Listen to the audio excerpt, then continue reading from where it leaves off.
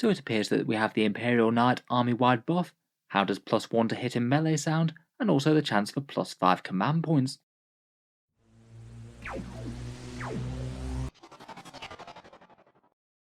Hello and welcome back to Warspets Tactics, where today we're talking Knights, and while yesterday we had a preview for the Treacherous Brothers, we now have a nice new rule for the Noble Armoured Warriors of the Imperium, and this one looks like a really quite interesting and powerful special rule, where you've got the option to commit to different oaths pre-game, have some big buffs granted by them, but also avoid having to do certain penalties to prevent you losing them during the battle.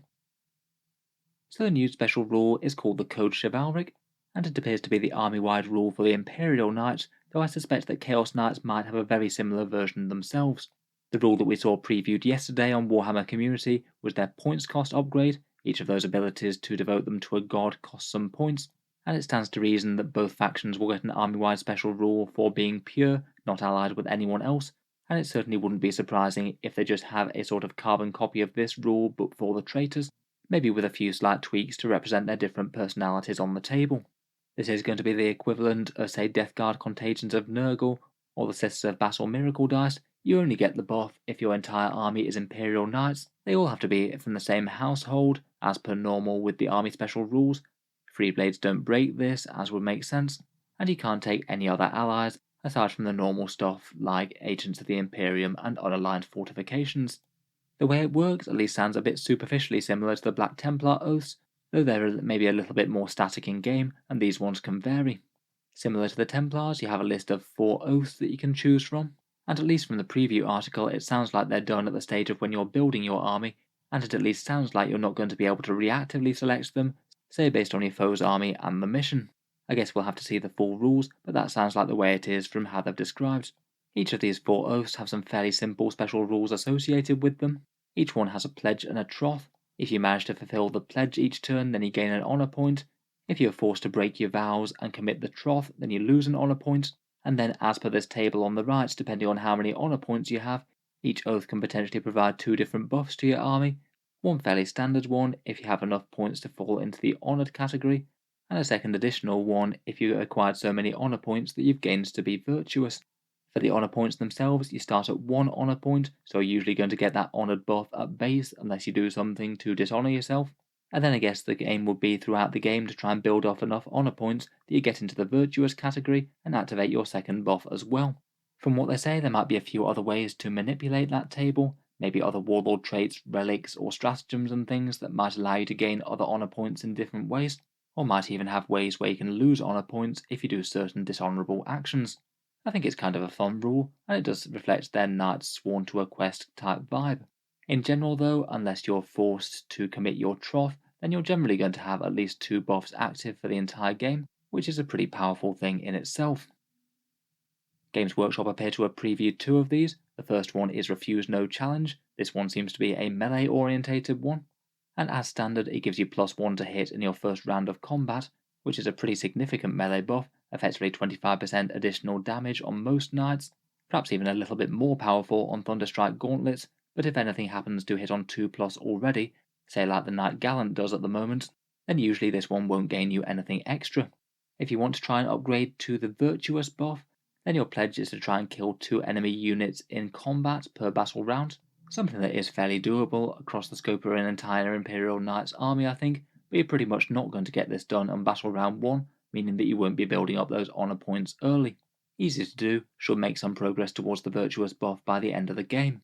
The Troth though is really quite annoying. It means that unless you want to lose an honor point, then you can't fall back, though you do only lose the 1 honor point no matter how many knights in your army do choose to fall back that turn. For Imperial Knights, as the rules stand at the moment, this is actually really quite a downside. One of the biggest advantages of being a super heavy vehicle is that if the enemy charges you and you don't quite kill them, you can then fall back, shoot at whatever the hell you like, and then charge whatever you want as well. It could just be into the same targets to ensure that you're striking first, or it could be charging something entirely different if that made more sense, or if you'd managed to shoot it to death. It's not 100% confirmed that knights are going to be able to fall back and charge in the new codex, though I strongly suspect that they will be able to.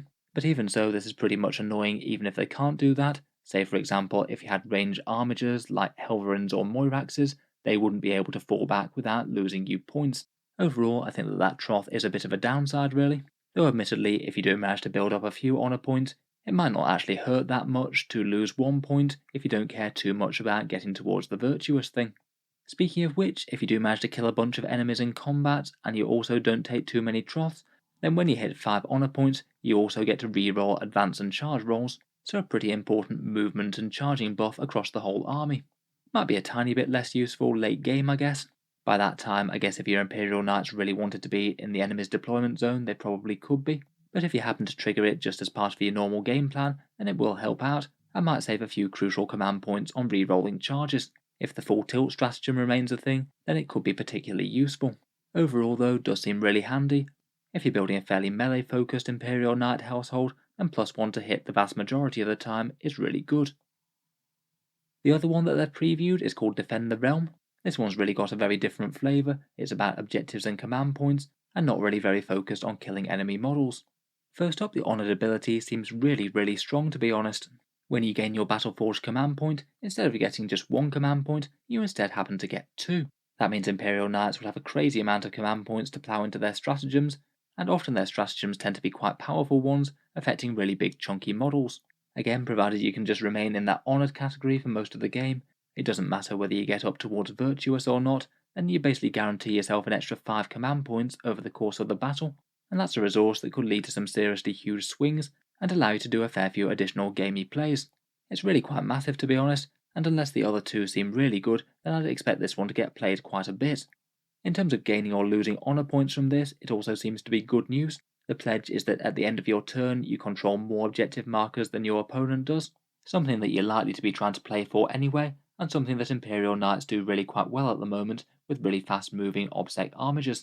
If you've got this and you're also trying to do something like Stranglehold, your goals are basically aligned, you just want to keep on flipping the central objectives, even if your opponent does manage to kill you off them each turn. It is maybe a bit mission specific this one, on anything with central objectives that you can easily turn over it'll be easier, but in missions where you might struggle to reach your opponent's objectives and they're a bit safer, it might not be quite as good.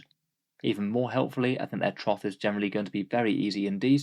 To lose an honour point this way, you'd actually have to control fewer objectives than at the start of your turn, and that seems very unlikely to happen in the majority of games. In general, with 40k objectives, you're generally aiming to get more objectives on your turn, and then your opponent's probably going to try and take them off you in theirs. And usually deliberately moving off objectives, even if it's to kill enemy units, is a really bad idea. The only real ways that you're actually going to trigger this is if either you choose to move off one of your objectives and completely abandon it, or say there's an ongoing combat and an enemy unit manages to kill your knight, something you might be able to potentially avoid with fallbacks. In general, I think the pledge will be easier to do against some armies and missions than others, but the troth doesn't seem that hard. And then if you do trigger the virtuous buff for this one, it grants obsec to your entire army, and also +3 models to any models that already had it. As I said, I strongly suspect that the objective secured rules will remain the same for knights, 10 models for the big knights, and 5 models plus obsec for the armigers, but I guess we'll wait and see. If that does remain the case though, then it's going to be pretty massive for the big knights. It means they'll just be able to walk up to objectives and claim them, but maybe a bit more niche for the armigers, because they already count as 5 models and obsec already. They're going to be taking most objectives. I guess might just help out from time to time if the objective just happens to be contested by exactly 5 enemy models. Overall though, this one just seems insanely strong. The 5 free command points alone seems basically worth it, and the objective secured thing could really be handy if you do manage to trigger Virtuous later in the game. That's the only detailed rules that we've had revealed today. The other 2 oaths are called Protect Those in Need and Lay Low the Tyrants. I wouldn't be too surprised if one of them happens to amp up shooting, seeing as there's one for melee, and Lay Low the Tyrants does sound like it could be somewhat character focused perhaps. It'll be interesting to have a look over them when the codex comes out and see what people tend to take. Overall, as army-wide rules go though, it does seem pretty strong. It's kind of almost a no-brainer question that a 9th edition codex is going to be far stronger than the 8th edition one. No point in getting too worked up about how knights are going to be though until we actually see their full rules and points values. Maybe they will turn out to be the next OP meta-busting army, but there's always at least a possibility that Games Workshop might be able to release a balanced book with stat lines, points costs, and stratagems revised. Let me know what you think of the mechanic though. I think the way that it works seems quite fun.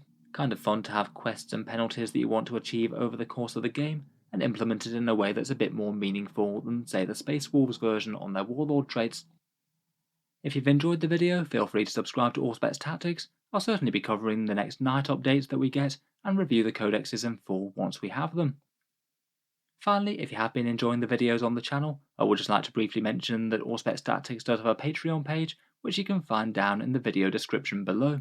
Channel patrons do get a fair few advantages, seeing certain videos early, regular votes to see what sort of things come next on the channel, and automatic entry into the regular prize giveaways with a chance to win some really big model kits each month.